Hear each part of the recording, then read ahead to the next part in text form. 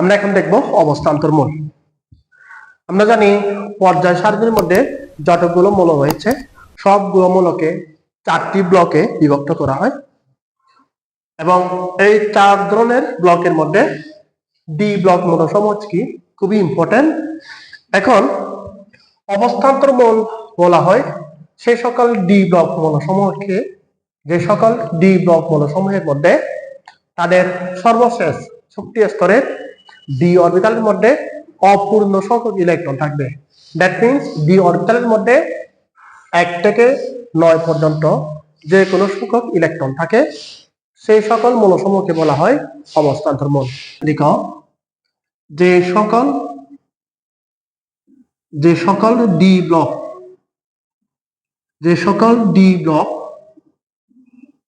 মৌলসমূহকে বা মৌলসমূহের যে সকল ডি ব্লক মৌলসমূহের সর্বশেষ শক্তি স্তরে ডি অরবিটালটি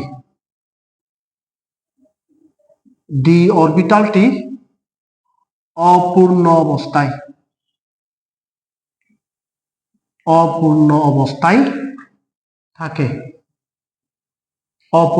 থাকে বা আমরা লিখতে পারি ডি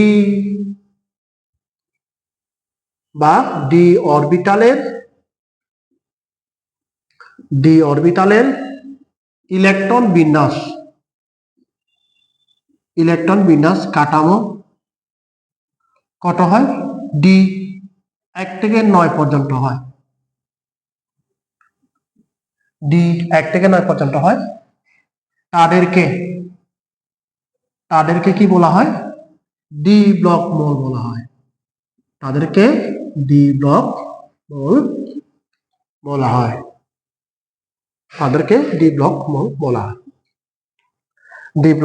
হয়। যেমন আমরা যদি এক্সাম্পল দিই, আয়রন 26, তাকে যদি ইলেকট্রন বিন্যাস করা হয় 1s2 2s2 2p6, তারপর হচ্ছে 3s2 3p6, তারপর হচ্ছে 3d6 4s2। তাহলে আয়রনের ইলেকট্রন বিন্যাসে দেখা যাচ্ছে তার সর্বশেষ যে ডি অরবিটালটি, এই ডি অরবিটালের মধ্যে ইলেকট্রন সংখ্যা আছে হচ্ছে এখানে 6টি, যা 10 থেকে কম বা 1 থেকে 9 এর ভিতরের মধ্যে। সুতরাং এটি একটি কি মৌল হবে? অবস্থান্তর মৌল বলা হবে।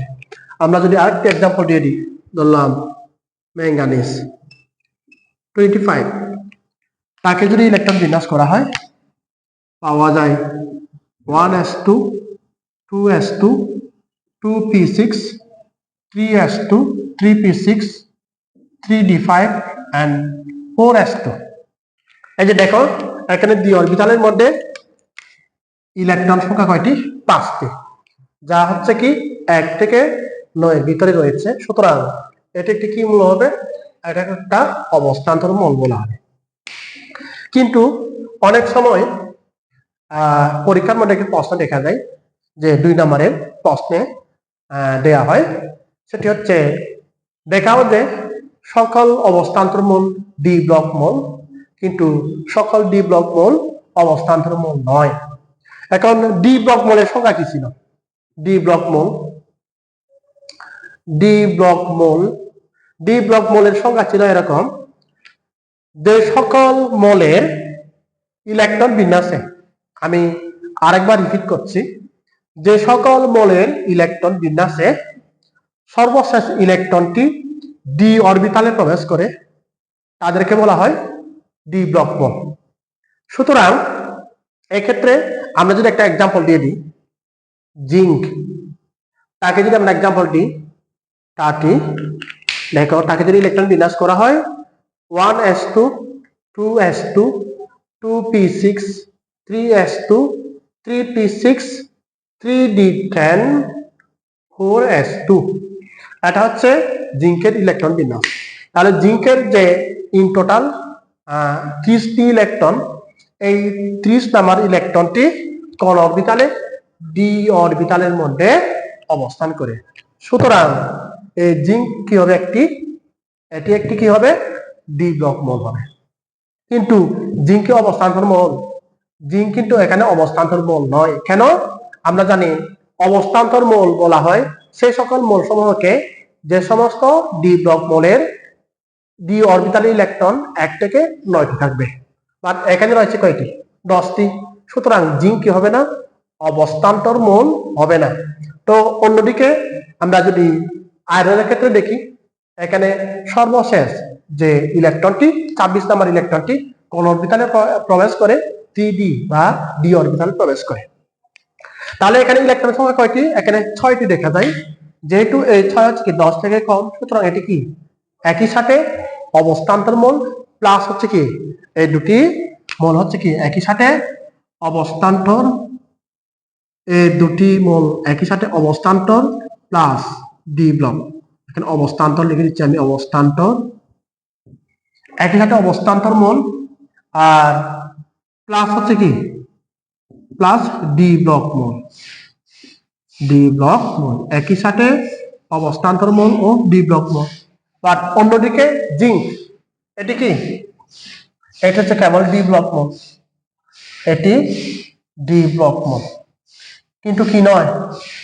এটা অবস্থান্তর মৌল নয়, এটি অবস্থান্তর মৌল নয়। তাহলে দেখাই যাচ্ছে, আমরা বলতে পারি সকল অবস্থান্তর মৌল ডি ব্লক মৌল, কিন্তু সকল ডি ব্লক মৌল কি নয়? অবস্থান্তর মৌল নয়। তাহলে আমরা এখানে একটা নোট আকারে লিখে রাখতে পারি, পরীক্ষার জন্য ইম্পর্টেন্ট। সেটি হচ্ছে, নোট লিখে রাখো, সকল অবস্থান্তর মৌল, সকল অবস্থান্তর মৌল ডি ব্লক মৌল, সকল অবস্থান্তর মৌল ডি ব্লক মৌল, কিন্তু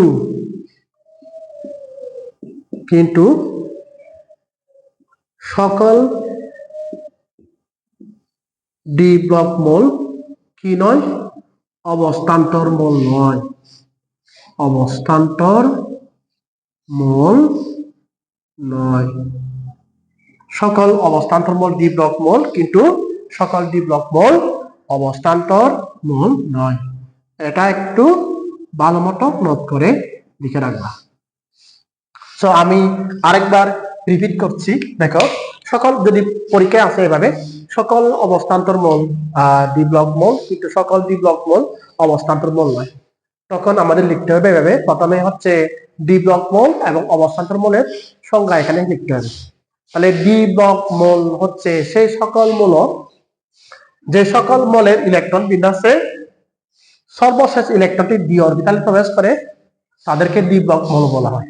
আবার সেই সকল ডি ব্লক মৌল সমূহকে অবস্থান্তর মৌল বলা হয় যাদের সর্বশেষ ডি অরবিটালটি 1 থেকে, মানে কি সর্বশেষ ডি অরবিটালের ইলেকট্রন বিন্যাস কাঠামো কত হয়? 1 থেকে, এই যে ডি 1 থেকে 9 পর্যন্ত হয়, তাদেরকে বলা হচ্ছে অবস্থান্তর মৌল। তাহলে আমরা एग्जांपल দিতে পারি, এখান থেকে যে কোনো একটি মৌল, তারপর হচ্ছে কি জিঙ্ক। তাহলে আয়রন এবং জিঙ্কের ইলেকট্রন বিন্যাস দেখিয়ে আমরা বলে দিব এভাবে যে আয়রন এবং জিঙ্ক দুটি মৌলের ইলেকট্রন বিন্যাস থেকে লক্ষ্য করা যায় যে আয়রনের সর্বশেষ ডি অরবিটালের ইলেকট্রন সংখ্যা 6টি, যা অপূর্ণ অবস্থায়। সুতরাং আয়রন একই সাথে ডি ব্লক মৌল এবং অবস্থান্তর মৌল, কিন্তু অন্যদিকে জিঙ্কের ইলেকট্রন বিন্যাস থেকে দেখা যায় তার সর্বশেষ ডি অরবিটালের মধ্যে মোট ইলেকট্রন সংখ্যা কয়টি? 10টি। সুতরাং জিঙ্ক কেবল হচ্ছে এখানে ডি ব্লক মৌল, অবস্থান্তর মৌল নয়। তাই বলা যায় সকল অবস্থান্তর মৌল ডি ব্লক মৌল, কিন্তু সকল ডি ব্লক মৌল কি নয়? অবস্থান্তর মৌল নয়। এই হচ্ছে আমাদের অবস্থান্তর মৌল সম্পর্কিত তার যে সংজ্ঞাটা। এখন আমরা দেখব হচ্ছে অবস্থান্তর মৌলের বৈশিষ্ট্য। আমি বলেছিলাম অবস্থান্তর মৌলের ক্ষেত্রে তার এক একটি বৈশিষ্ট্য কিন্তু এক একটি সিকিউ প্রশ্ন হয়। মানে অবস্থান্তর মৌলের বৈশিষ্ট্য দেখো, অবস্থান্তর মৌলের বৈশিষ্ট্য, অবস্থান্তর মৌলের বৈশিষ্ট্য। 1 নম্বর লিখো, নম্বর 1, এরা কি করবে? এরা রঙিন যৌগ গঠন করে। রঙিন যৌগ গঠন করে। অবস্থান্তর মৌলসমূহ রঙিন যৌগ গঠন করে। নাম্বার 2, জটিল যৌগ গঠন করে। এরা জটিল যৌগ গঠন করে। জটিল যৌগ গঠন করে। নাম্বার 3, একাধিক জারণ মান প্রদর্শন করে। একাধিক জারণ মান প্রদর্শন করে। একাধিক জারণ মান প্রদর্শন করে। নাম্বার 4 লিখো, চুম্বকীয় ধর্ম প্রদর্শন করে। এরা চুম্বকীয় ধর্ম, এরা হচ্ছে চুম্বকীয় ধর্ম প্রদর্শন করে।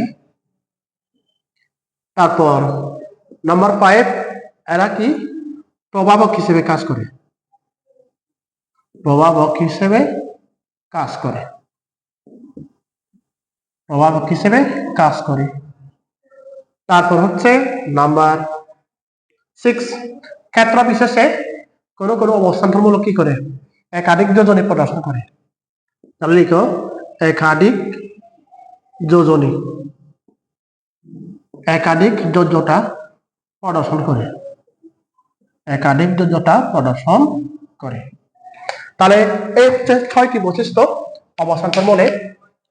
রঙিন যৌগ গঠন করবে, জটিল যৌগ গঠন করে, একাধিক জারণ মান প্রদর্শন করে, চুম্বকীয় ধর্ম প্রদর্শন করে, প্রভাবক হিসেবে কাজ করে এবং একাধিক যোগ্যতা প্রদর্শন করে। অবস্থান্তর মৌলসমূহের রঙিন যৌগ গঠন করার কারণ, মূলত অবস্থান্তর মৌলসমূহ যে সমস্ত বৈশিষ্ট্যগুলো প্রদর্শন করে, আমি 6টি বৈশিষ্ট্যের কথা বলছিলাম। রঙিন যৌগ গঠন করে, জটিল যৌগ গঠন করে, চুম্বকীয় ধর্ম প্রদর্শন করে, তারপর হচ্ছে একাধিক যোগ্যতা প্রদর্শন করে, তারপর হচ্ছে প্রভাবক হিসেবে কাজ করে। যাই হোক না কেন, মূলত অবস্থান্তর মৌলসমূহ যে সমস্ত বৈশিষ্ট্যপূর্ণ ধর্ম প্রদর্শন করে, তাদের মেইন যে কারণটি সেটি হচ্ছে ফাঁকা ডি অরবিটালের উপস্থিতি। দ্যাট মিনস ডি অরবিটালের মধ্যে ম্যাক্সিমাম যে 10টি ইলেকট্রন থাকতে পারে, এখানে 10টি ইলেকট্রনের উপস্থিতি না থাকলেই হচ্ছে এগুলো কি, তাদের যে বৈশিষ্ট্যপূর্ণ ধর্ম 6টি ধর্ম এগুলো প্রদর্শন করবে। তাহলে রঙিন যৌগ গঠন করার প্রধান কারণটা হচ্ছে একই, অবস্থান্তর মৌলের রঙিন যৌগ গঠন করার প্রধান কারণ হচ্ছে তাদের ইলেকট্রন বিন্যাসে ফাঁকা ডি অরবিটালের উপস্থিতি। সো এখন এই ব্যাখ্যাটি লেখার আগে আমরা একটু রাফ আকার একটু বুঝে নিই। দেখো, আমি যদি একটা এক্সাম্পল দিয়ে দিই, 26 আয়রনকে যদি ইলেকট্রন বিন্যাস করা হয়, সর্বশেষ কি পাওয়া যাবে? 3d6 4s2। মানে এর আগে কি ছিল? 1s2 2s2, তারপর হচ্ছে কি 2p6 3s2 3p6 3d6 4s2। তাহলে দেখা যাচ্ছে এখানে আয়রনের ইলেকট্রন বিন্যাসে সর্বশেষ যে ডি অরবিটালটি, এখানে কি 6টি ইলেকট্রন বিদ্যমান, যা ডি অরবিটালের মোট যে 10টি ইলেকট্রন থাকতে পারে, 10টি ইলেকট্রন থেকে 4টি ইলেকট্রন এখানে কম। তাহলে 10টি ইলেকট্রন না থাকার কারণে এই ডি অরবিটালটিকে বলা হচ্ছে ফাঁকা ডি অরবিটাল। সো এই ফাঁকা ডি অরবিটালের মধ্যে যে ইলেকট্রন সমূহ থাকবে, ইলেকট্রন সমূহের যে বিন্যাস এবং এই ফাঁকা ডি অরবিটালটি নরমাল অবস্থায় সমশক্তি সম্পন্ন অবস্থা থাকবে। নরমাল অবস্থা কিভাবে থাকবে? সমশক্তি সম্পন্ন অবস্থা। এখন আমি ডি অরবিটালকে যদি কুণ্ডের ইলেকট্রন বিন্যাস অনুযায়ী দেখাই, যেহেতু ডি অরবিটালে 10টি ইলেকট্রন থাকতে পারে, মোট 5 জোড়া, 1 2 3 4 5, তাহলে 6টি ইলেকট্রন 1 2 3 4 5 এবং হচ্ছে কি 6। তাহলে স্বাভাবিক অবস্থায় ডি অরবিটালের যে ইলেকট্রন বিন্যাস এবং ডি অরবিটালটি কি অবস্থায় থাকবে? সমশক্তি সম্পন্ন অবস্থায় থাকে। সমশক্তি সম্পন্ন অবস্থায় থাকবে। সমশক্তি সম্পন্ন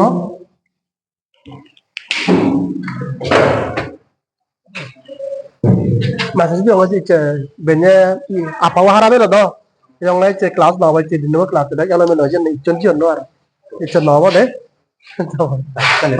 jadi masih nggak torpe juga iya kan kemar masih tunggu কি নাম है एली चकमा কি নাম Eli Chakma L E L A L double E A L double E अच्छा mình tao add đi qua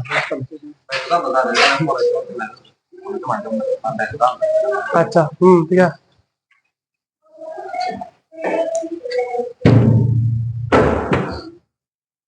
তো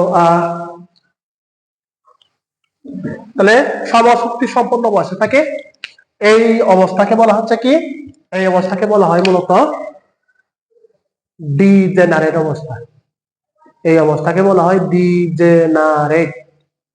ডিজেনারেট অবস্থা তাহলে স্বাভাবিক অবস্থায় কোনো একটি মৌলের ইলেকট্রন বিন্যাসের ডি অরবিটালটি সমশক্তি অবস্থায় থাকে সমশক্তি সম্পন্ন অবস্থায় থাকে এই অবস্থাকে বলা হয় ডিজেনারেট অবস্থা এখন ডিজেনারেট অবস্থায় হচ্ছে যখন কোনো একটি অবস্থান্তর মৌল লিগ্যান্ডের সংস্পর্শে আসবে কি বললাম লিগ্যান্ড যখন লিগ্যান্ডের সংস্পর্শে আসে তখন হচ্ছে এই লিগ্যান্ডের সংস্পর্শে আসার ফলে সমশক্তি সম্পন্ন ডি অরবিটালটি অসমশক্তি সম্পন্ন ডি অরবিটালে বিভাজিত হয় দ্যাট মিন্স এই লিগ্যান্ড এখন প্রশ্ন হচ্ছে লিগ্যান্ডকে আমি একটু পরে বোঝাচ্ছি লিগ্যান্ড জাস্ট মনে রাখো যখন লিগ্যান্ডের সংস্পর্শে অবস্থান্তর মৌলটি আসবে তখন এখানে যে ডি অরবিটালটি সমশক্তি অবস্থায় ছিল তাহলে এই লিগ্যান্ডের বিকর্ষণের ফলে সমশক্তি সম্পন্ন ডি অরবিটালটি অসমশক্তি সম্পন্ন দুটি অরবিটালে কি হয় বিভক্ত হয়ে যায় একটা যে এখানে মোট কয়টি ঘর 1 2 3 4 5টি ঘর ছিল তার মধ্যে হচ্ছে কি অক্ষ বরাবর এই দুটি অরবিটাল লিগ্যান্ড থেকে পর্যাপ্ত পরিমাণ শক্তি অর্জন করে এর থেকে বিচ্ছিন্ন হয়ে পড়ে দ্যাট মিন্স তাদের মধ্যে কি একটি শক্তির পার্থক্য লক্ষ্য করা যায় তাহলে এই ইলেকট্রনটি এই ইলেকট্রনটি এই পাশে চলে আসবে এখানে চলে আসবে এই ইলেকট্রনটি এই পাশে চলে আসবে তাহলে কত এখানে ইলেকট্রন গুলো পুনর্বিন্যাস হয়ে গেল তারপর এখানে 6টি ইলেকট্রন থাকবে আর অবশিষ্ট দুটি অরবিটাল হচ্ছে কি পর্যাপ্ত পরিমাণ লিগ্যান্ড থেকে শক্তি অর্জন করে অসমশক্তি সম্পন্ন দুটি ডি অরবিটালে কি হয় বিভক্ত হয় এটাও ডি অরবিটাল বাট তাদের মধ্যে শক্তির পার্থক্যের কারণে কি যে বিভাজনের ঘটনা ঘটে তাহলে এর শক্তির পরিমাণটা যদি আমরা E2 ধরে নিই এই শক্তির পরিমাণটা যদি আমরা E1 ধরে নিই তখন কি এই E1 এবং E2 এর মধ্যে একটা শক্তির পার্থক্য লক্ষ্য করা যায় এবং এই শক্তির পার্থক্য আমরা কি ডেল E দ্বারা প্রকাশ করি del E is equal to E2 minus হচ্ছে কি E1 আমি আরেকবার রিপিট করছি সমশক্তি সম্পন্ন অবস্থায় যখন কোনো একটি অবস্থান্তর মৌল লিগ্যান্ডের সংস্পর্শে আসে বা লিগ্যান্ডের কাছাকাছি আসবে তখন লিগ্যান্ডের বিকর্ষণের ফলে সমশক্তি সম্পন্ন অরবিটাল সমূহ ডি অরবিটাল সমূহ অসমশক্তি সম্পন্ন দুটি ডি অরবিটালে কি হবে বিভক্ত হবে এবং এই অসমশক্তি সম্পন্ন ডি অরবিটালটির যে অবস্থা এই অবস্থাকে বলা হয় নন ডিজেনারেট অবস্থা কি বললাম নন ডিজেনারেট এটাকে বলা হচ্ছে নন ডিজেনারেট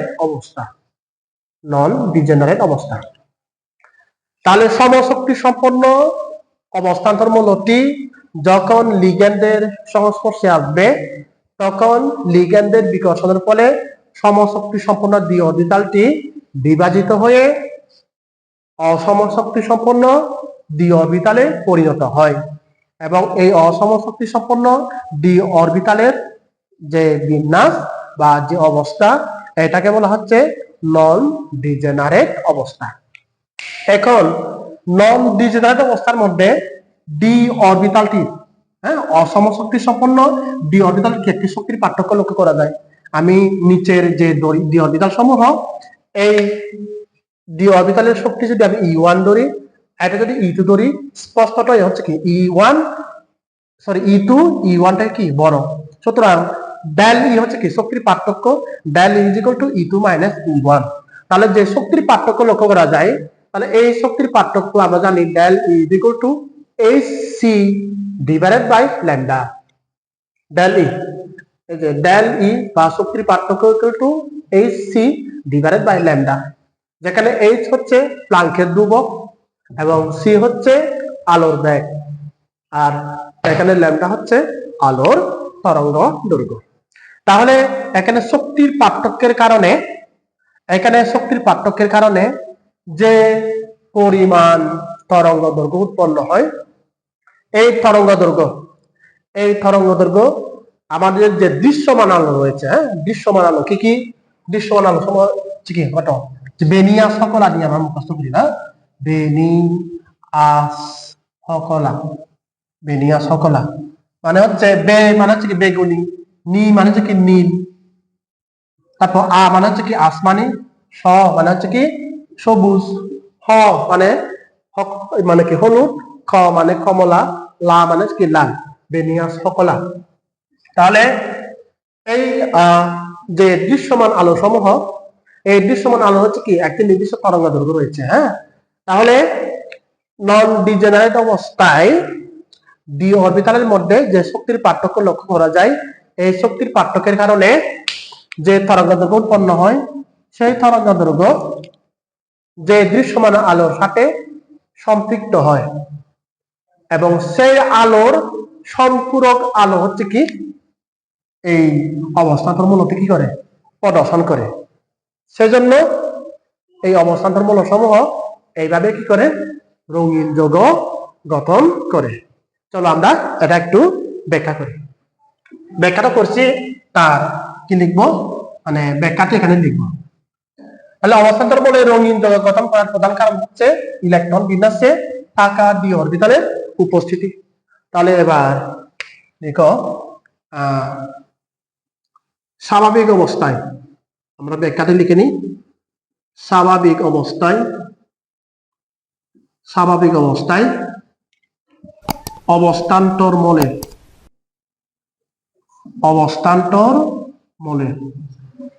স্বাভাবিক অবস্থায় অবস্থান্তর মূলের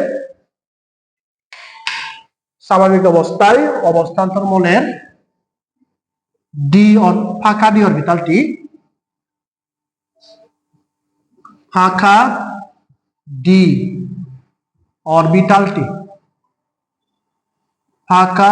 অরবিটালটি সমশক্তি সম্পন্ন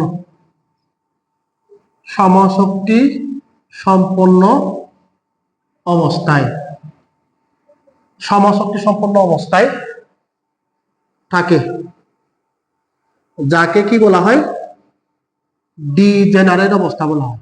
কি বললাম?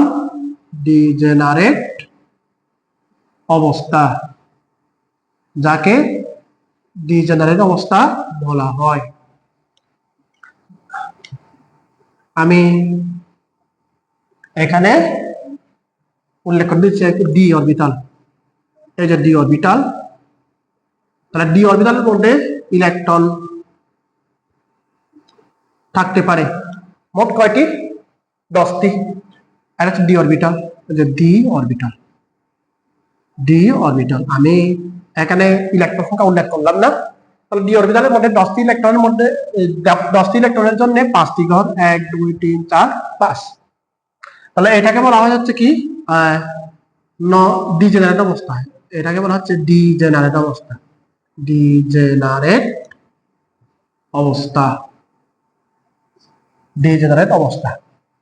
সো এখন ডিজেনারেট অবস্থায় যখন হচ্ছে কি অবস্থান্তর মূলটি লিগ্যান্ডের সংস্পর্শে আসে, তখন কি হয়ে যায়? অসমশক্তি সম্পন্ন ডি অরবিটালে পরিবর্তন হয়। তাহলে কি হবে? ডিজেনারেট অবস্থায়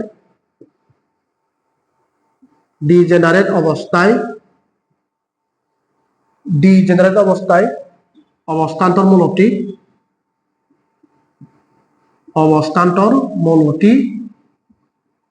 যখন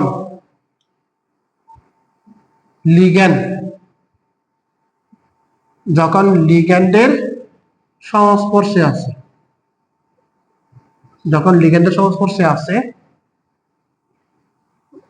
তখন লিগ্যান্ডের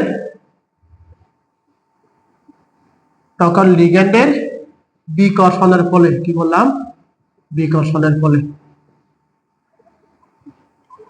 সমশক্তি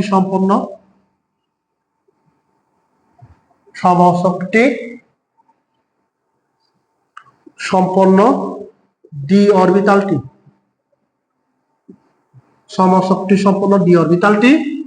অসমশক্তি সম্পন্ন ডি অরবিটালে পরিণত হয়।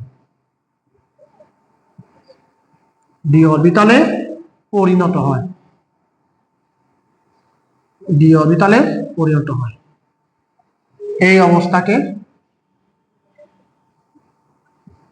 অবস্থাকে কি বলা হয়? নন ডিজেনারেট অবস্থা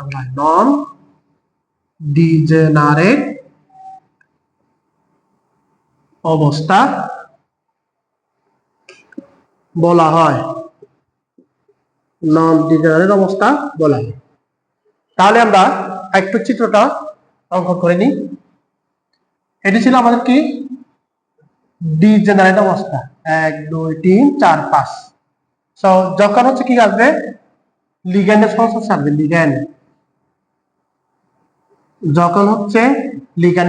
আসবে, আমি একটা এক্সাম্পল দিয়ে দিলাম, এখানে লিগ্যান্ড NH3 দিলাম। লিগ্যান্ডকে আমি একটু পরে বোঝাচ্ছি। যখন লিগ্যান্ডের সংস্পর্শে আসবে তখন হচ্ছে সমশক্তি সম্পন্ন দ্বি অরবিটালটি কি হয়ে যাবে? অসমশক্তি সম্পন্ন দুটি অরবিটালে বিভক্ত হয়ে যাবে। তাহলে নিচে থাকবে 3টি, উপরে হবে 2টি। তাহলে এটা হচ্ছে কি, এই অবস্থাকে বলা হয় নন ডিজেনারেট অবস্থা।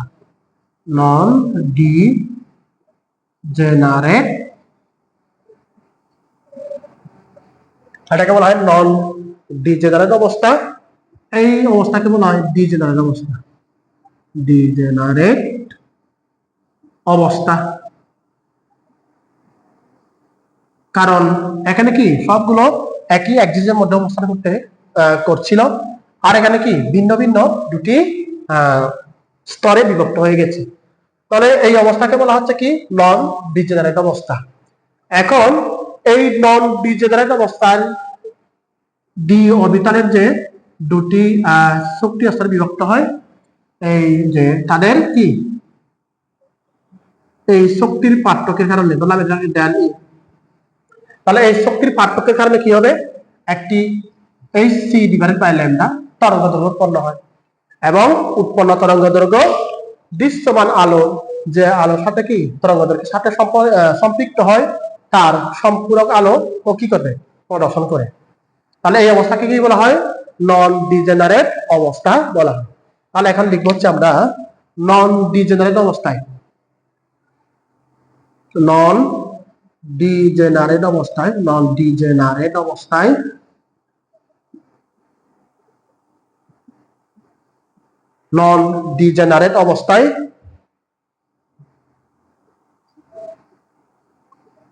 ডি অরবিটালের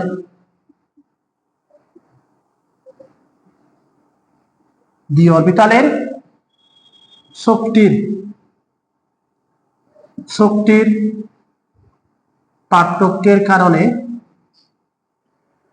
পার্থক্যের কারণে যে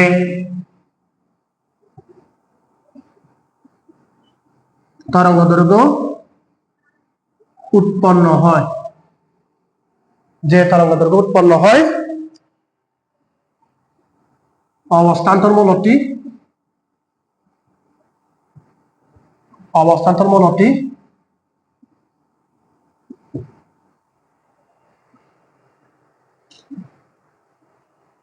নন ডিজেনারেট অবস্থায় ডি অরবিটালের শক্তির পার্থক্যের কারণে যে তরঙ্গ দৈর্ঘ্য উৎপন্ন হয়, অবস্থান্তরমূলকটি দৃশ্যমান আলোর দৃশ্যমান যে আলোর আমি উপরে লিখে দিচ্ছি, দৃশ্যমান যে আলোর তরঙ্গ দৈর্ঘ্যের সাথে সম্পৃক্ত হয় তা শোষণ করে এবং তার সম্পূরক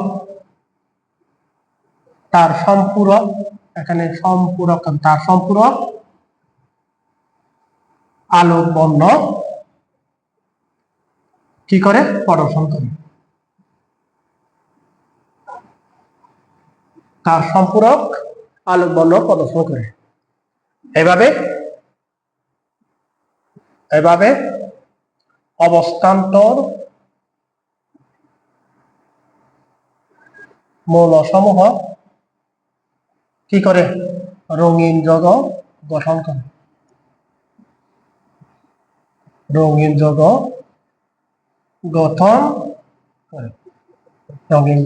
করে, এই হচ্ছে অবস্থান্তর মৌলসমূহ রঙিন যৌগ গঠন করার মেইন কারণ।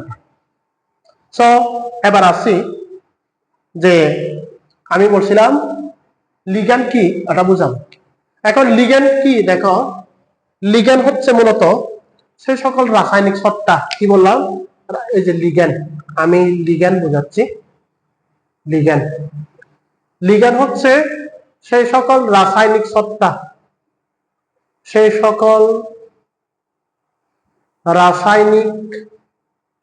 বলা হচ্ছে সেই সকল রাসায়নিক সত্তা, অথবা আমরা কি লিখতে পারি যৌগমূলক লিখতে পারি, সেই সকল রাসায়নিক সত্তা বা যৌগমূলক যারা কি করে, যারা মুক্ত জোর ইলেকট্রন প্রদান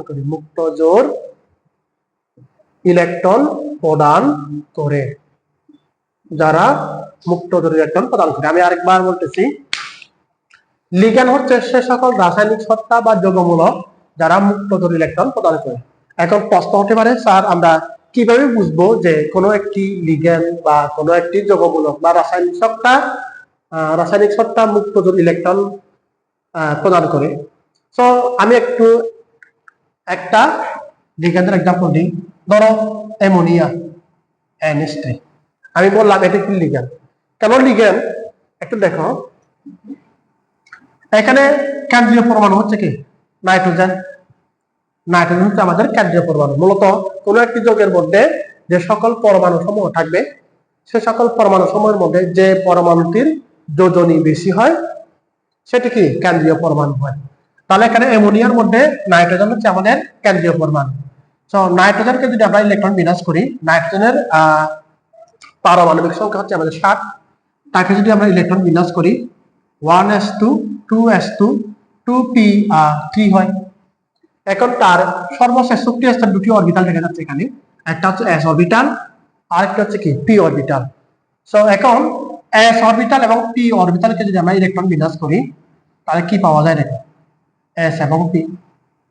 তো এটা হচ্ছে আমাদের s অরবিটালের মধ্যে এখানে দুটি ইলেকট্রন, এখানে হচ্ছে 2s আর 2p3, এখানে তিনটি ইলেকট্রন 1 2 এবং 3। সো এবার দেখো সর্বশেষ যে দুটি অরবিটাল s অরবিটাল এবং p অরবিটাল, এখানে কিন্তু s অরবিটালের মধ্যে দুটি ইলেকট্রন দেখা যাচ্ছে, পূর্ণ একদম দুটি ইলেকট্রন, কিন্তু এখানে কয়টি সিঙ্গেল ইলেকট্রন, তিনটি ইলেকট্রন আছে বাট সবগুলো সিঙ্গেল অবস্থায়। সো কি হয়, যখন নাইট্রোজেন হাইড্রোজেনের সংস্পর্শে আছে তাহলে হচ্ছে কি হাইড্রোজেনের একটি ইলেকট্রনের সাথে কি বন্ধনে আবদ্ধ হয়। এখানে একটা হাইড্রোজেন, এখানে একটা হাইড্রোজেন, এখানে একটা হাইড্রোজেন, মোট কয়টি হাইড্রোজেন? 3টা। তাহলে এর সাথে একটা হাইড্রোজেন, এর সাথে একটা হাইড্রোজেন, এর সাথে একটা হাইড্রোজেন, তাহলে নাইট্রোজেনের 3টি সিঙ্গেল বা অযুগ্ম ইলেকট্রনের সাথে 3টি হাইড্রোজেন যুক্ত হয়ে অ্যামোনিয়া গঠন করে। কিন্তু লক্ষ্য করো সর্বশেষ শক্তি স্তরে যে s এবং p অরবিটাল ছিল, কেবল p অরবিটালের অযুগ্ম ইলেকট্রন সমূহ এখানে বিক্রিয়ায় অংশগ্রহণ করে অ্যামোনিয়া গঠন করেছে। আর এখানে হচ্ছে কি s অরবিটালের দুটি ইলেকট্রন এরা বিক্রিয়ায় বা বন্ধনে অংশগ্রহণ করেনি, বিদায় এই দুটি ইলেকট্রন কি মুক্ত জোড় অবস্থা থেকে যায়। তাহলে যে সকল মূলত লিগ্যান্ডের কেন্দ্রীয় পরমাণুর মধ্যে এভাবে মুক্ত জোড় ইলেকট্রন অবশিষ্ট থেকে যায়, সে সকল পরমাণু সত্তা বা রাসায়নিক সত্তা বা যৌগমূলক আমরা যাই বলি না কেন, ও কি করবে মুক্ত জোড় ইলেকট্রন প্রদান করতে পারে। সুতরাং অ্যামোনিয়া হচ্ছে কি একটি লিগ্যান্ড। অনুরূপভাবে আমি যদি আরেকটা এক্সাম্পল দিলাম হচ্ছে কি পানি। মানে পানির কেন্দ্রীয় পরমাণু কোনটা? অক্সিজেন। অক্সিজেন যদি আমরা ইলেকট্রন বিন্যাস করি কি পাওয়া যায়? 1s2 2s2 2p4 পাওয়া যাবে। তাহলে তাদের সর্বশেষ শক্তি স্তরে কি s এবং হচ্ছে কি p অরবিটাল। সুতরাং এখান থেকে আমরা যদি s এবং p এর ইলেকট্রন বিন্যাস করি, এই যে 2p এখানে 4 তাই না, 1 2 3, আচ্ছা এখানে 3টি ঘর, আর s এর মধ্যে দুটি ইলেকট্রন, এখানে 4টি ইলেকট্রন 1 2 3 4। তাহলে এবার দেখো s অরবিটালে দুটি ইলেকট্রন এগুলো কিন্তু বিক্রিয়ায় অংশগ্রহণ করি বা বন্ধনে অংশগ্রহণ করি। তাহলে এই অক্সিজেনের দুটি সিঙ্গেল ইলেকট্রন দেখা যাচ্ছে, এখানে একটা এখানে একটা, এর সাথে একটা হাইড্রোজেন, এর সাথে একটা হাইড্রোজেন, মোট দুটি হাইড্রোজেন মিলে কি হয়ে যাবে পানি। তাহলে H2O H2O এই পানির মধ্যে এখানে এক জোড়া মুক্ত জোড় ইলেকট্রন, এখানে এক জোড়া মুক্ত জোড় ইলেকট্রন, তাহলে কয় জোড়া?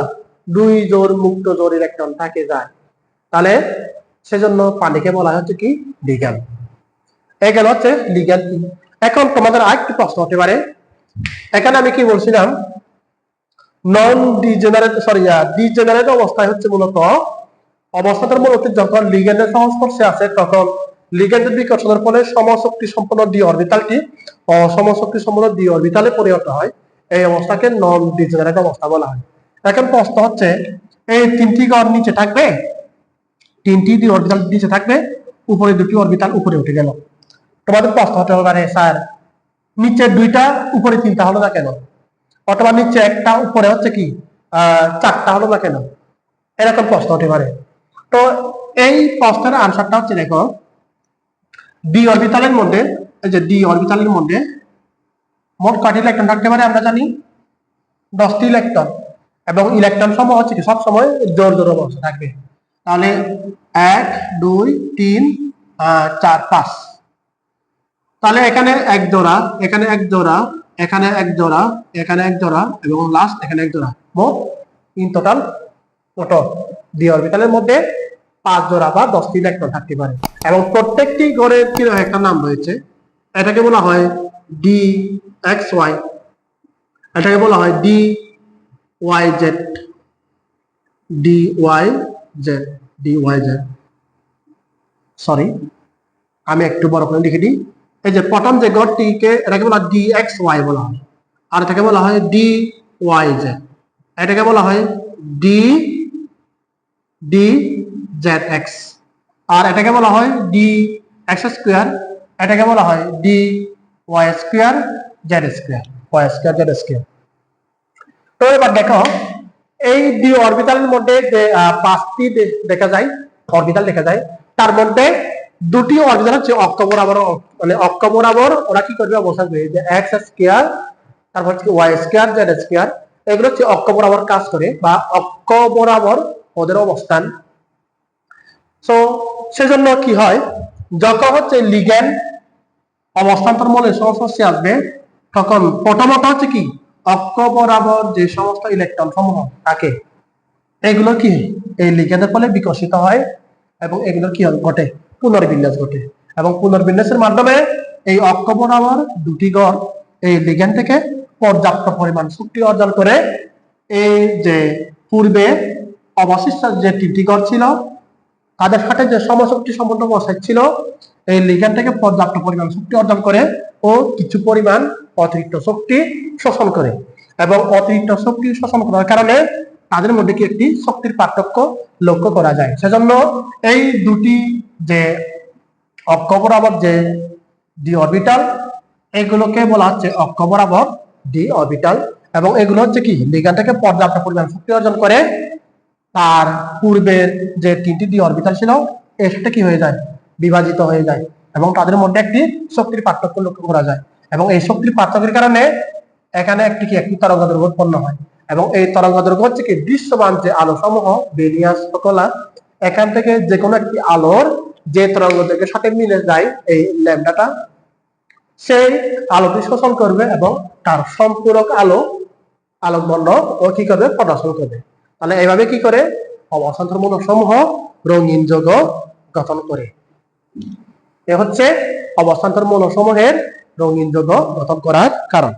এখন দেখো অবস্থান্তরমূলক সমূহের জটিল যৌগ গঠন করার কারণ।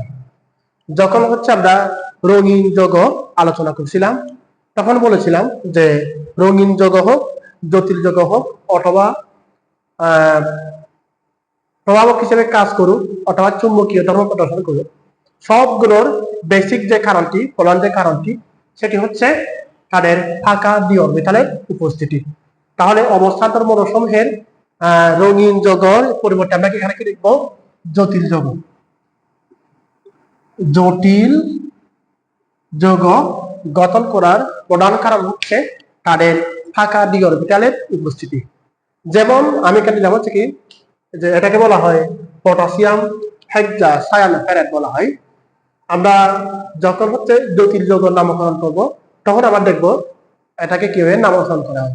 জাস্ট মনে রাখো এর নামটা হচ্ছে পটাশিয়াম হেক্সাসায়ানোফেরেট। তাহলে এখানে পটাশিয়াম, এখানে হচ্ছে কি আয়রন, আর সিএন বা সায়ানমূলক বলা হয়। এখানে সায়ানমূলক আছে কয়টি, 6টি। 6 থাকলে হেক্সা হয়, হেক্সাসায়ানোফেরেট বলা হচ্ছে। তো জটিল যৌগ এখন হচ্ছে আমরা চিনবো কিভাবে আইডেন্টিফাই করবো যে কোনো একটি যৌগ জটিল কিনা। তাহলে জটিল যৌগ চেনার মেইন উপায় হচ্ছে জটিল যৌগটির মাস হচ্ছে কি একটি তৃতীয় বন্ধনী দ্বারা আবদ্ধ থাকবে। যেমন এখানে FeCN6 এটা হচ্ছে কি তৃতীয় বন্ধনী দ্বারা আবদ্ধ, এবং তৃতীয় বন্ধনীর ভিতরে এই আয়রনটি হচ্ছে আমাদের কি অবস্থান্তর মূল, এবং আয়রনের সাথে প্রথম বন্ধনী দিয়ে আবদ্ধ থাকবে যে পরমাণু সত্তা বা যৌগমূলকটি, তাকে বলা হচ্ছে লিগ্যান্ড। তাহলে জটিল যৌগের সাথে হচ্ছে কি লিগ্যান্ডের সম্পর্ক, এবং রঙিন যৌগের সাথে হচ্ছে কি লিগ্যান্ডের সম্পর্ক। তাহলে যেহেতু এখানে থার্ড ব্র্যাকেট দ্বারা এই যৌগটি আবদ্ধ, সুতরাং এটা কি হবে, অবশ্যই একটি জটিল যৌগ হবে। সো এক্ষেত্রে প্রথমত যখন হচ্ছে আমরা জটিল যৌগ নিয়ে ব্যাখ্যা করবো বা আলোচনা করব, প্রথমত আমাদের জটিল যৌগ চিহ্নিত করতে হবে জটিল যৌগ কিনা। তাহলে যদি জটিল যৌগটির বা যৌগটির মধ্যে থার্ড ব্র্যাকেট থাকে তখন ধরে নিব সেটি একটি কি যৌগ, জটিল যৌগ। এবং থার্ড ব্র্যাকেটের ভিতরে প্রথমত আমাদের অবস্থান্তরমূলক কোনটি এবং হচ্ছে এখানে লিগ্যান্ড কোনটি তা চিহ্নিত করতে হবে। আর এই পটাশিয়াম হেক্সাসায়ানোফেরেট এই যৌগটির মধ্যে আয়রনটি হচ্ছে আমাদের অবস্থান্তর মূল, এবং সিএন হচ্ছে কি আমাদের লিগ্যান্ড।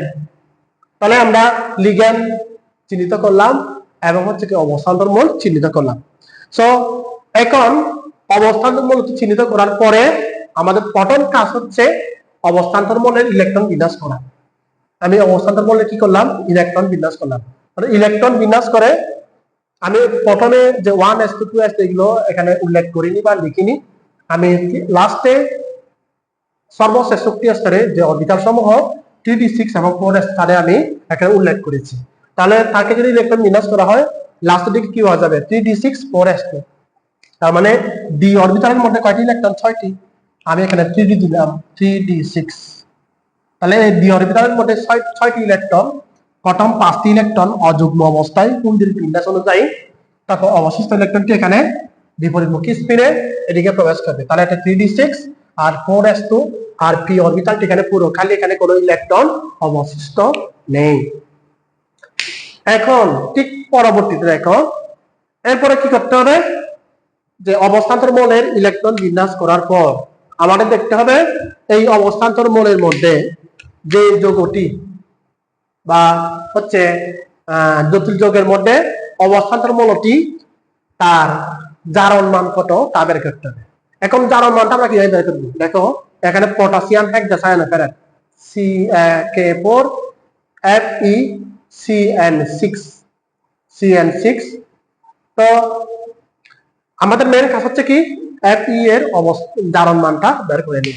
এখানে Fe এর জারণ মান কত বড় আমরা ধরে নিলাম তার জারণ মান হচ্ছে x আর পটাশিয়ামের যোজনী কত 1 আর পটাশিয়ামের জারণ মান হচ্ছে কি +1 যেহেতু এখানে 4টা পটাশিয়াম এখানে +4 হবে +4 আর একটি সায়ানাইডের কি জারণ মান হচ্ছে -1 6টি আছে যেহেতু এখানে -6 আর পুরো যৌগটির মধ্যে উপরে কি কোনো প্লাসও নাই মাইনাসও নাই মানে কি পুরো যৌগটির জারণ মান হচ্ছে 0 তাহলে আমরা যদি x এর মানটা বের করে নিই x কত +6 -4 দ্যাট মিন্স x কত +2 তাহলে আয়রনের জারণ মান কত +2 তাহলে আয়রনের জারণ মান যা তখন আয়রনের সেই জারণ মান বিশিষ্ট আয়রনের কি ইলেকট্রন বিন্যাস করতে হবে তাহলে যেহেতু Fe এর জারণ মান হচ্ছে কি +2 তাহলে এখানে Fe +2 26 দিলাম দেওয়ার পর এখানে 26 মানে হচ্ছে কি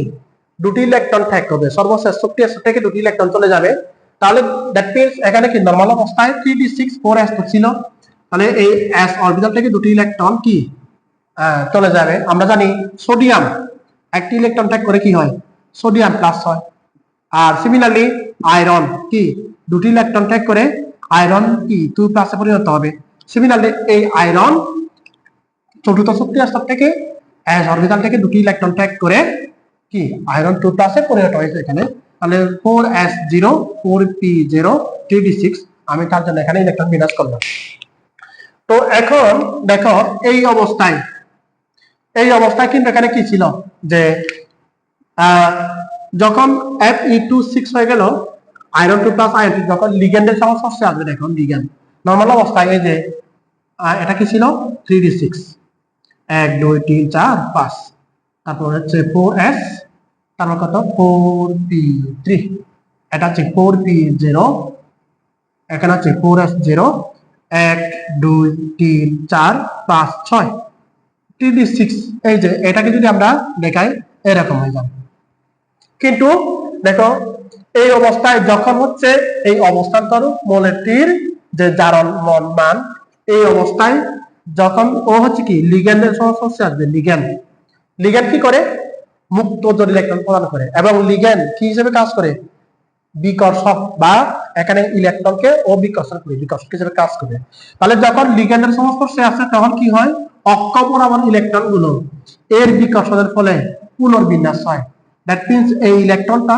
এখানে চলে আসবে এই ইলেকট্রনটা এর এখানে চলে আসবে এর বিকর্ষণের ফলে এখানে অক্ষ বরাবর যে ইলেকট্রন সমূহ আমি বলছিলাম এই দুটি হচ্ছে অক্ষ বরাবর এগুলো হচ্ছে অক্ষ বরাবর না তাহলে এই অক্ষ বরাবর ইলেকট্রন সমূহ লিগ্যান্ডের বিকর্ষণের ফলে পুনর্বিন্যাস ঘটবে এবং হচ্ছে এখানে 3 জোড়া ইলেকট্রন একসাথে অবস্থান করবে তাহলে 3 জোড়া ইলেকট্রন আর এখানে একটি ঘর এখানে একটি ঘর এখানে একটি ঘর এখানে একটি এখানে একটি এখানে একটি মোট কয়টি যে 6টি ঘর খালি হয়ে যায় এখন প্রশ্ন হচ্ছে স্যার আপনি এটাগুলো লিখছেন কেন তাহলে এখানে লিগ্যান্ড যুক্ত হবে কয়টি 6টি যতগুলো লিগ্যান্ড যুক্ত হয় ততগুলো হচ্ছে এখানে প্রয়োজনীয় ফাঁকা ডি অরবিটাল তৈরি করতে হয় তাহলে প্রথমে যে নরমাল অবস্থায় অবস্থান্তর মৌলের ইলেকট্রন বিন্যাস করানোর পর কি করতে হয় এরপর অবস্থান্তর মৌলের জারণ মানটা বের করতে হয় এবং এই জারণ মানের জন্য হচ্ছে এখানে ইলেকট্রন বিন্যাস করে নিব এবং এই অবস্থায় সেই অবস্থান্তর মৌলটি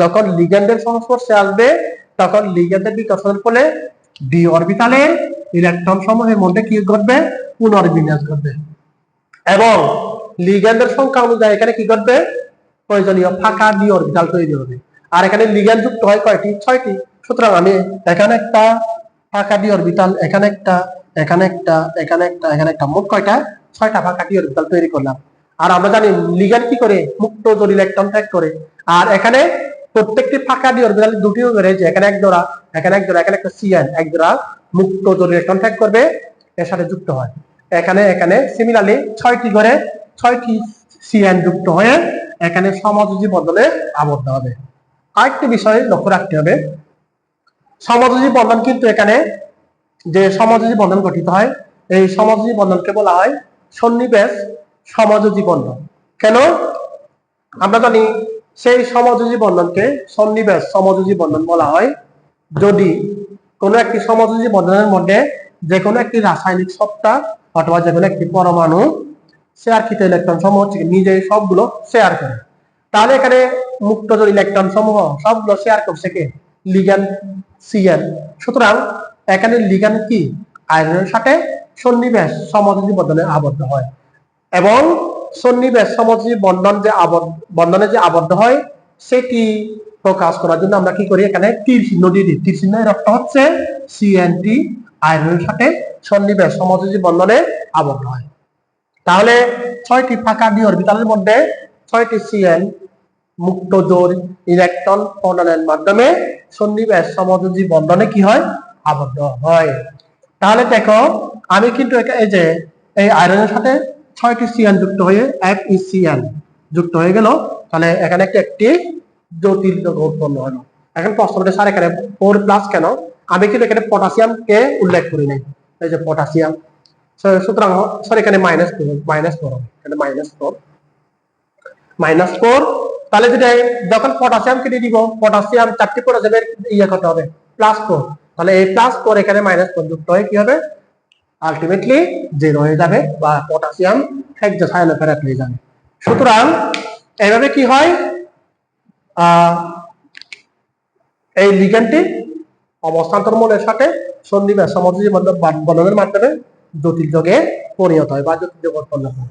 আরেকটি বিষয় দেখো, এখানে Cn বা লিগ্যান্ডটি ডি এর 2টি কোণের সাথে, S বা S অরবিটালের 1টি কোণের সাথে এবং P অরবিটালের 3টি কোণের সাথে যুক্ত হয়। সেজন্য এখানে ডি, এখানেও ডি, এখানে S, এখানে P, এখানে P, এখানে P, মোট কি D2sp3 সংকর আয়ন বলা হয়। সংকর আয়ন নিয়ে আমরা পরে পড়াশোনা করব। তাহলে এই যে পটাশিয়াম হেক্সাসায়ানোফেরেট যে জটিল যৌগটি উৎপন্ন হয় এই জটিল যৌগের সংকর আয়ন হচ্ছে কি? sp3 সংকর আয়ন। তাহলে এই sp3 সংকর আয়নের মাধ্যমে কি ঘটে? জটিল যৌগ উৎপন্ন হয়।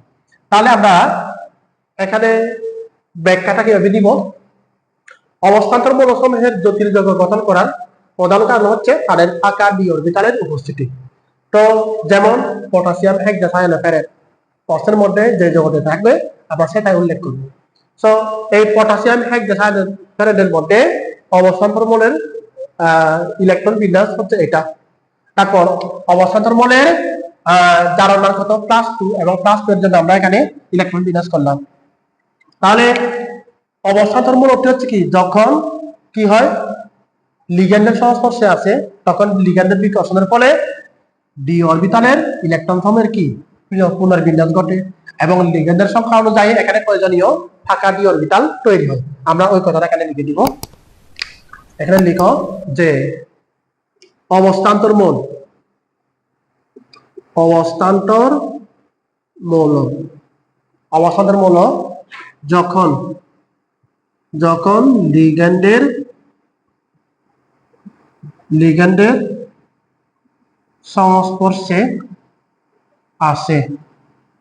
যখন লিগ্যান্ডের সংস্পর্শে আসে তখন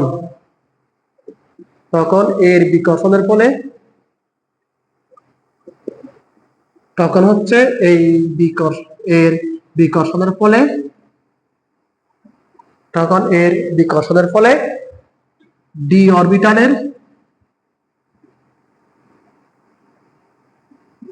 ইলেকট্রন সমূহের মধ্যে কি ঘটে? পুনর্বিন্যাস ঘটে। এখানে পুনর্বিন্যাস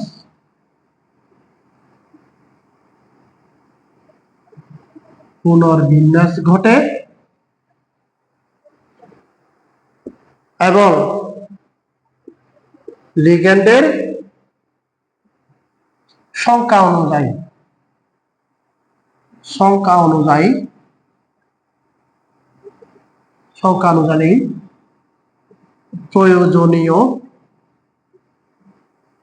প্রয়োজনীয় ফাঁকা ডি অরবিটাল উৎপন্ন হয়। প্রয়োজনীয় ফাঁকা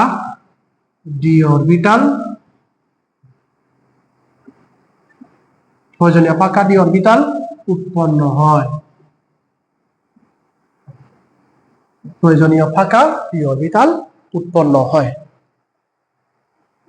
এই ফাঁকা ডি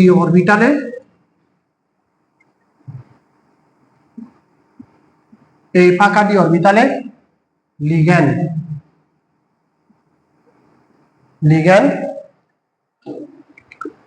মুক্তজোর ইলেকট্রন প্রদানের মাধ্যমে যে মুক্তজোর ইলেকট্রন প্রদান করলো এবং হচ্ছে একটি সংকর আয়ন হয়। মুক্তজোর ইলেকট্রন প্রদানের মাধ্যমে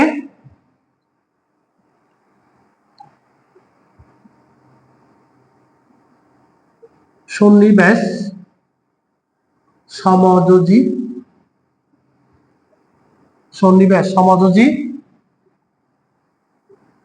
বন্ধনে আবদ্ধ হয়। সন্নিবেশ সমযোজী বন্ধনে আবদ্ধ হয় এবং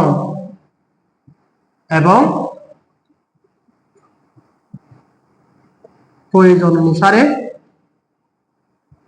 কি ঘটবে? এখানে সংকরায়ন ঘটবে।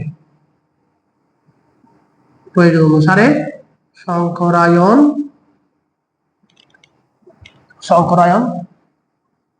ঘটে এবং প্রয়োজন অনুসারে এখানে কি ঘটে? সংকরায়ন ঘটে।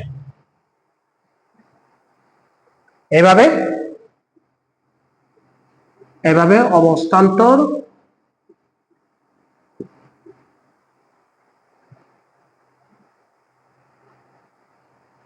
মৌলসমূহ লিগ্যান্ডের সাথে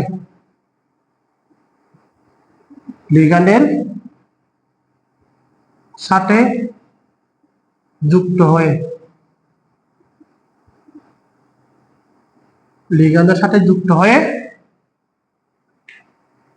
জটিল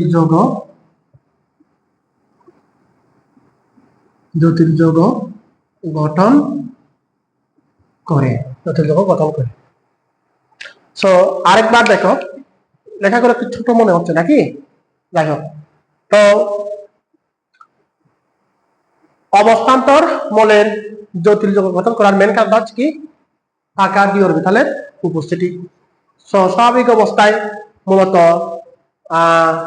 অবস্থান্তর মৌলের ডি অরবিটালের যে ইলেকট্রন সমূহ এবং ডি অরবিটালটি কি সমশক্তি সম্পন্ন অবস্থায় থাকে এবং এই অবস্থাকে বলা হচ্ছে কি ডিজেনারেট অবস্থা বলা হয়। এবং ডিজেনারেট অবস্থায় আমরা কি করব? অবস্থান্তর মৌলের জারণ মান বের করব। জারণ মান বের করার পর তার ইলেকট্রন বিন্যাস করাবো এবং ইলেকট্রন বিন্যাস করানোর পর এখানে লিগ্যান্ডের সংখ্যা অনুযায়ী প্রয়োজনীয় ফাঁকা ডি অরবিটাল তৈরি করব এবং সেই ফাঁকা ডি অরবিটালে লিগ্যান্ড কি করবে? তার সংস্পর্শে আসবে এবং ডি অরবিটাল কি হবে? পুনর্বিন্যাস করবে এবং ফাঁকা ডি অরবিটাল তৈরি হবে লিগ্যান্ডের সংখ্যা অনুযায়ী এবং উৎপন্ন ফাঁকা ডি অরবিটালের মধ্যে লিগ্যান্ড মুক্তজোর ইলেকট্রন প্রদানের মাধ্যমে সন্নিবেশ সমযোজী বন্ধনে আবদ্ধ হবে এবং একটি জটিল যৌগ উৎপন্ন করবে এবং এই অবস্থায় কি তার একটি সংকরায়ন ঘটবে।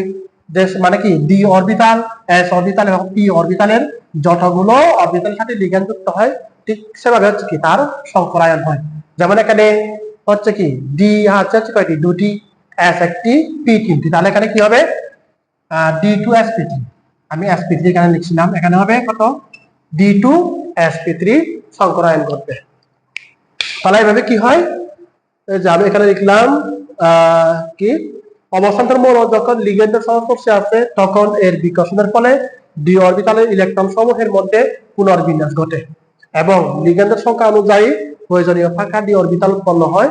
এই ফাঁকা ডি অরবিটালে লিগ্যান্ড মুক্তজোর ইলেকট্রন প্রদানের মাধ্যমে সন্নিবেশ সমযোজী বন্ধনে আবদ্ধ হয় এবং প্রয়োজন অনুসারে সংকরায়ন ঘটে।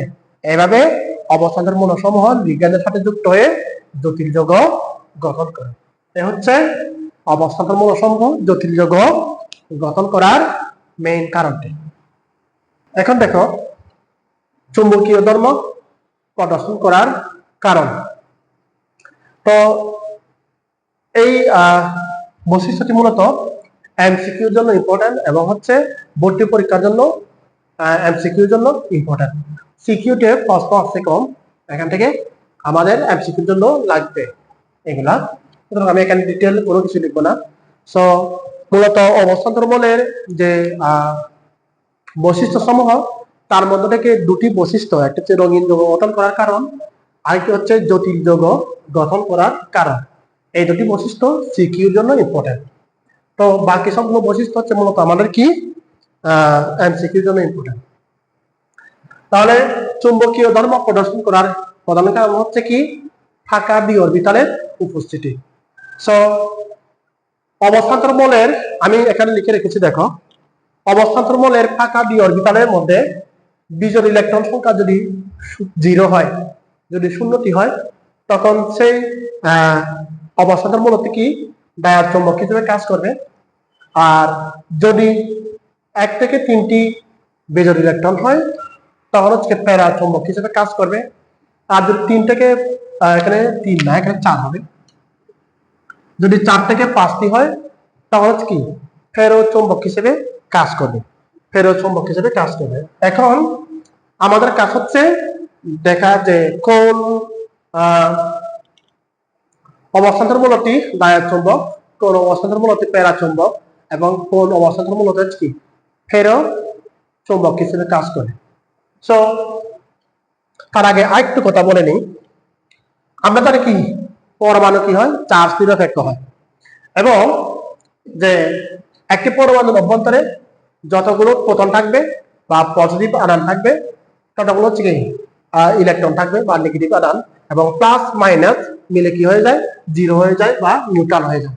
তো সিমিলারলি আমি যদি যে কোনো একটি অরবিটালের কথা বলি, ধরলাম পি বা ডি ধরে নিই, ডি ডি এর মধ্যে আমরা জানি মোট কয়টি ইলেকট্রন, 10টি ইলেকট্রন থাকতে পারে, এবং 10টি ইলেকট্রন হচ্ছে 5টি উপরমুখী, 1 2 3 4 5, এবং বাকি 5টি হচ্ছে কি নিম্নমুখী, এই যে -12। তো আমরা উপরের যে ইলেকট্রন সমূহ ওইগুলোকে কি +12 বলি। তাহলে এখানে উপরমুখী ইলেকট্রন আছে কয়টি, 5টি। তাহলে এখানে কি +12 আছে মোট 5টি। তো সিমিলারলি -12 নিচে কয়টি, নিচে হচ্ছে 5টি। তাহলে -12 ইন্টু কত, 5। তাহলে +12 ইন্টু 5 এবং -12 ইন্টু 5 যদি যোগ করি, তাহলে কত হবে, আলটিমেটলি 0 হবে। আর যখন 0 হয়, এখানে কোনো বিজোড় ইলেকট্রন নাই। আর বিজোড় ইলেকট্রন নেই মানে হচ্ছে কি এটা চুম্বক পদার্থ হিসেবে কাজ করবে না। এখন দেখো এক্ষেত্রে একটা +12 একটা -12 কি করবে, নিউট্রাল করে দেয়। তো এখানে একটা +12 +12 দুইটা পরস্পর একত্রিত হয়ে কি হবে, নিউট্রাল হয়ে 0 হয়ে যাবে। তো যদি যে কোনো একটি বিজোড় ইলেকট্রন থাকে, দেখো তো এখানে মোট কয়টি ইলেকট্রন, 9টি ইলেকট্রন। 9টি ইলেকট্রনের মধ্যে এখানে 5টি +12 কয়টি, 5টি। আর -12 কয়টি, এখানে 4টি। তাহলে যদি যোগ করা হয়, তাহলে কত হচ্ছে, আরেকটি +12 এখানে পাওয়া যাচ্ছে। তাহলে এই +12 কে নিউট্রাল করার জন্য কোনো আর মানে কি -12 নেই। সুতরাং এই +12 এর জন্য একটি আকর্ষণ বা বিকর্ষণের ঘটনা ঘটে। আর যেখানে আকর্ষণ এবং বিকর্ষণ থাকবে, সেখানে হচ্ছে কি চুম্বকীয় ধর্ম প্রদর্শিত হবে। আমরা জানি চুম্বক কি করবে, নয়তো আকর্ষণ করবে, নয়তো বিকর্ষণ করবে। যদি একই জাতীয় পোল হয়, নর্থ পোল, সেক্ষেত্রে বিকর্ষণ, সাউথ পোল বিকর্ষণ, আর নর্থ সাউথ পোল হলে কি হবে, আকর্ষণ হয় চুম্বকের ক্ষেত্রে। সো এক্ষেত্রে আমরা কয়েকটা এক্সাম্পল দিয়ে দিই। সো আমি এদিকে লিখলাম হচ্ছে অবস্থান্তর মোল, আর এখানে দিলাম হচ্ছে কি চুম্বকীয় ধর্মটা, তার চুম্বকীয় ধর্ম। আমরা একটা একটা করে দেখি। ধরলাম হচ্ছে ভ্যানাডিয়াম কত হয়, 23 হয়, 23। তাকে যদি আমরা ইলেকট্রন বিন্যাস করি, কত হবে, 3d3 4s কত 2। তাহলে সর্বশেষ d অরবিটাল, তাহলে ডি অরবিটালের মধ্যে আমরা জানি 1 2 3 4 5 1 2 3 4 5 কয়টি ইলেকট্রন এখানে? 3টি ইলেকট্রন 1 2 3। তাহলে বিজোড় ইলেকট্রন এখানে কয়টি? 3টি। আর বিজোড় ইলেকট্রন সংখ্যা যদি এখানে 3টি হয় তাহলে কি হবে? এটা প্যারাচুম্বক। তাহলে আমি ভ্যানাডিয়াম দিলাম, এটা হবে হচ্ছে প্যারাচুম্বক। প্যারা, আমি একটু ভালো মতো লিখে দিই, প্যারা চুম্বক হবে। আর যদি আমি ম্যাঙ্গানিজ দিই, ম্যাঙ্গানিজ কত? Mn25, ইলেকট্রন বিন্যাস করতে কত হয়? 3d5 4s2। তাহলে কয়টি ইলেকট্রন? 5টি। তাহলে 5টি বিজোড় ইলেকট্রন এখানে, মোট 5টি, 1 2 3 4 5। আমি একটা অতিরিক্ত লিখে ফেলছি এখানে, 5টি ইলেকট্রন। আর 5টি বিজোড় ইলেকট্রন হয়, এটা কি হবে? ফেরো চুম্বক। এটা হবে ফেরো ফেরো চুম্বক পদার্থ, ফেরো চুম্বক। আর আমি দিলাম আয়রন দিলাম, আয়রনের কত? 26 না? 26 মানে হচ্ছে 3d6 4s2। তাহলে কয়টি ইলেকট্রন? 6টি। যদি 6টি হয়, এ পর্যন্ত 5টি, তাহলে 6। বিজোড় ইলেকট্রন আছে কয়টি? 1 2 3 4, তাহলে 4টি। যদি 4টি হয় তাহলে হচ্ছে এটাও কি? ফেরো চুম্বক। এটা হচ্ছে ফেরো চুম্বক পদার্থ। আর এরপরে আমি দিলাম হচ্ছে ক্রোমিয়াম দিলাম। ক্রোমিয়াম কত? 24 না? সরি 24। তাহলে যদি হয় 3d4 4s2, কয়টি? 4টি। তাহলে যদি 4টি হয় তাহলে কত? 4। এটা কি হবে? ফেরো চুম্বক হবে। ক্রোমিয়াম, ক্রোমিয়ামের ক্ষেত্রে এটা কি হবে? এটাও ফেরো চুম্বক হবে, ফেরো চুম্বক। আর যদি আমি আরেকটা দিয়ে দিই, বললাম কপার 29, কপার 20 মানে 9 মানে কত? d9 4s2। আর কে d9 মানে হচ্ছে কত? 1 2 3 4 5। তাহলে 1 2 3 4 5, 1 2 3 4 5 6 7 8 9। তাহলে এখানে বিজোড় ইলেকট্রন কয়টি? একটি। যদি একটি হয় প্যারা চুম্বক। তাহলে কপার হচ্ছে এখানে প্যারা চুম্বক। লাস্ট আরেকটা দিয়ে দেখি আমরা, জিঙ্ক দিলাম। জিঙ্ক হচ্ছে কত? 30। 30 হয় 3d10 4s2, কয়টি ইলেকট্রন? 10টি। 10টি মানে কি? 5 জোড়া। কোনো এখানে বিজোড় ইলেকট্রন নেই। আর বিজোড় ইলেকট্রন না থাকলে কি হবে? এটা কি হবে? ডায়া চুম্বক হবে, ডায়া চুম্বক। তাহলে দেখো, এবার আমরা কি করতে পারি, যে কোনো একটি অবস্থান্তর বল সেটি ডায়া চুম্বক হবে, প্যারা চুম্বক হবে নাকি ফেরো চুম্বক হবে, সেটা আমরা কি করতে পারি? ইলেকট্রন বিন্যাসের সাহায্যে এই যে বিজোড় সংখ্যা, মানে ইলেকট্রনের বিজোড় সংখ্যা অনুযায়ী আমরা বের করতে পারি। সো আরেকটি বৈশিষ্ট্য, সেটি হচ্ছে আমাদের অবস্থান্তর বলের একাধিক জারণ মান প্রদর্শন করার কারণে। দেখি, একাধিক জারণ মান, একাধিক জারণ মান, একাধিক জারণ মান প্রদর্শন করার কারণ। তাহলে এরও কি একাধিক জারণ মান প্রদর্শন করার প্রধান কারণ হচ্ছে ফাঁকা ডি অরবিটালের উপস্থিতি। তো আমরা একটা একটা করে দেখি, যে বললাম এটাকে দিলাম হচ্ছে অবস্থান্তর মূল, অবস্থান্তর মূল। আর এটাকে দিলাম হচ্ছে তার জারণ মান। জারণ মান কি কি হতে পারে দেখি। সো নরমাল অবস্থা দেখো, আমরা প্রথমত টাইটানিয়াম, সরি, তাহলে টাইটানিয়ামের ক্ষেত্রে দেখো, টাইটানিয়াম কত? 22 না? টাইটানিয়াম। সো যদি আমরা তাকে ইলেকট্রন বিন্যাস করি, কত হয়? 3d2 4s2।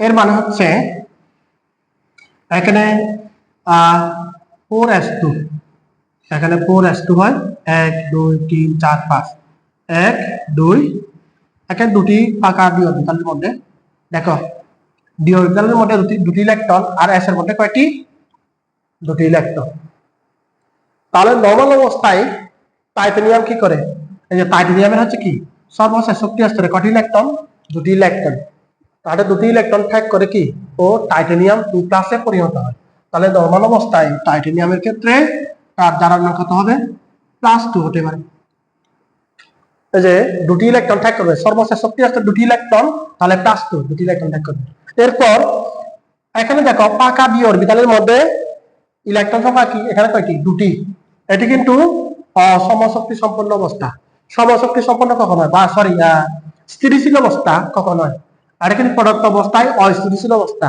অস্থিতিশীল মানে হচ্ছে কি ডি অরবিটালের মধ্যে 5টি ইলেকট্রন অথবা 10টি ইলেকট্রন না থাকলে হচ্ছে কি সেটি অস্থিতিশীল আর আমরা জানি কোনো একটি অরবিটাল স্থিতিশীল হয় যদি তার পূর্ণ সংখ্যক ইলেকট্রন অথবা তার অর্ধেক ইলেকট্রন থাকে আর এখানে টাইটানিয়ামের ক্ষেত্রে যেহেতু ডি অরবিটালের ক্ষেত্রে 5টি ইলেকট্রন অথবা 10টি ইলেকট্রন থাকলে কি হয় সুস্থিতিশীল হয় এখানে কয়টি ইলেকট্রন দুটি ইলেকট্রন সুতরাং এটা কি না সুস্থিতিশীল না সো এই অবস্থায় টাইটানিয়ামকে যদি এক্সাইটেড করা হয় এখান থেকে ইলেকট্রন মুভ করে এই জায়গায় চলে যাবে কত পি অরবিটালের মধ্যে এখানে পি অরবিটালের মধ্যে এটা 4p1 হয়ে যায় তাহলে এবার বলো সর্বশেষ শক্তি স্তরে চতুর্থ শক্তি স্তরে ইলেকট্রন কয়টি হয়ে গেল তিনটি যদি 3 হয় ও 3টি ইলেকট্রন ত্যাগ করতে পারবে তার মানে কত এখানে +3 সম্ভব কমা এরপর আরেকটি ইলেকট্রন এখানে কি অবশিষ্ট রয়েছে এটা কি এক্সাইটেড করা হয় এই ইলেকট্রনটা জাম্প করে এদিকে চলে যাবে তাহলে সর্বশেষ শক্তি স্তরে ইলেকট্রন কয়টি এখন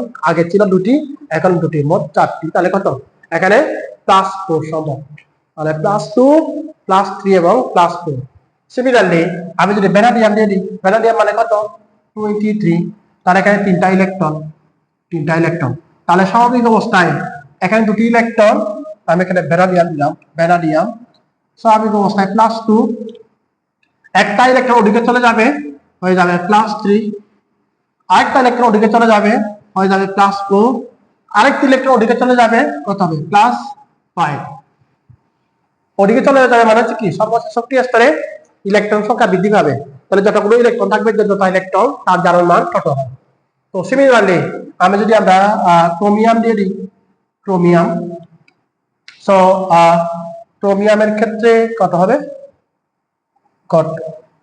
24 ক্রোমিয়ামের ক্ষেত্রে আমি এখানে দিলাম সিআর এর ক্ষেত্রে নরমাল অবস্থায় +2 তারপর +3 +4 +5 প্লাস কত 6 4টি ইলেকট্রন গেলে মোট 6টি হয়ে যায় বাট যদি আমি ম্যাঙ্গানিজ দিয়ে দেই কত ম্যাঙ্গানিজের ক্ষেত্রে কত হয় 25 না Mn25 মানে হচ্ছে 3d5 4s2 তাহলে এখানে ডি অরবিটালে মোট ইলেকট্রন 1 2 3 4 তাহলে 1 2 3 4 5 আর এখানে হচ্ছে কত 4s2 তাহলে নরমাল অবস্থায় কত এখানে +2 হবে কিন্তু এখানে আর +3 +4 +5 হবে না কেন কারণ এখানে ডি অরবিটালের মধ্যে ইলেকট্রন কয়টি আছে 5টি যদি 5টি ইলেকট্রন অথবা 10টি ইলেকট্রন থাকে তখন কি হয়ে যায় এটা সুস্থিতিশীল হয় আর যদি সুস্থিতিশীল হয় তখন হচ্ছে কি ও ইলেকট্রন আর ত্যাগ করবে না এখান থেকে ইলেকট্রন মানে স্থানান্তরিত হয়ে আর চতুর্থ শক্তি স্তরে যাবে না না গেলে তখন সর্বশেষ শক্তি স্তরে দুটি ইলেকট্রন থাকবে সুতরাং এখানে কি কেবল +2 সম্ভব সিমিলারলি আমরা আরেকটা एग्जांपल দিলাম হচ্ছে কি আয়রন 26 না আয়রন 26 মানে হচ্ছে কত 3d6 4s2 আর এখানে ডি অরবিটালের মধ্যে কয়টি ইলেকট্রন 6টি এখানে 6টি সো এবার একটু দেখো যদি 6 হয় নরমাল অবস্থায় সর্বশেষ শক্তি স্তরে দুটি ইলেকট্রন +2 হবে এখানে এই যে 6টি ইলেকট্রনের মধ্যে একটি ইলেকট্রন এখানে কি অযুগ্ম অবস্থা রয়েছে তাহলে এই ইলেকট্রনটি জাম্প করে এদিকে চলে যাবে তাহলে কত হয় 3টা হয়ে যায় তাহলে +3 এখন আর ইলেকট্রন ত্যাগ করবে না এই অবস্থায় +5 হয়ে গেল এখানে 5টি ইলেকট্রন মানে হচ্ছে কত 10 এর অর্ধেক সুতরাং যখন সুস্থিতিশীল হবে তখন এখান থেকে আর ওইদিকে ইলেকট্রন স্থানান্তরিত হবে না তাহলে +2 +3 সম্ভব এইভাবে কি করে বলো, এইভাবে হচ্ছে অবস্থান্তরমূলক সমূহ কি করবে, একাধিক জারণ মান প্রদর্শন করে। তাহলে এমসিকিউটি আসতে পারে, নিম্নের কোন অবস্থান্তরমূলকটির জারণ মান সবচেয়ে বেশি। আমরা এইভাবে হচ্ছে কি ইলেকট্রন বিন্যাসের মাধ্যমে কোন মৌলটির জারণ মান সবচেয়ে বেশি তা সহজে বের করতে পারি। এটা হচ্ছে টাইটানিয়ামের জন্য, এটা হচ্ছে ভ্যানাডিয়াম, ক্রোমিয়াম, ম্যাঙ্গানিজ আর হচ্ছে কি আয়রন। এটা হচ্ছে আমাদের অবস্থান্তরমূলের জারণ মান প্রদর্শন করার কারণ, একাধিক জারণ মান প্রদর্শন করার কারণ।